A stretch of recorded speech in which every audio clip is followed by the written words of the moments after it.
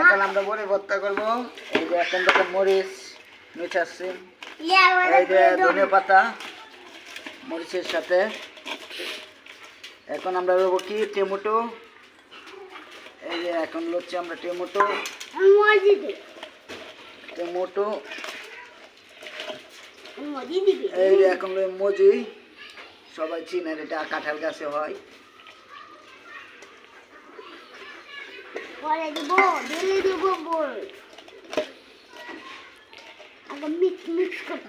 আগে মিশাইতে হবে সুন্দর করে, মিক্স করতে হবে।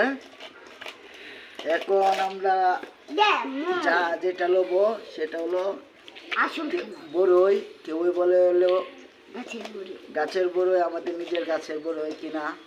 এই যে দেখেন অনেক সুন্দর গাছের বড়ই, এখনই জায়গায় নাইছে।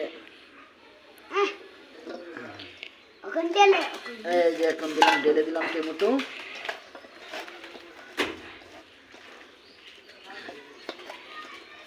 এই যে আমাদের ভর্তা হয়ে গেছে।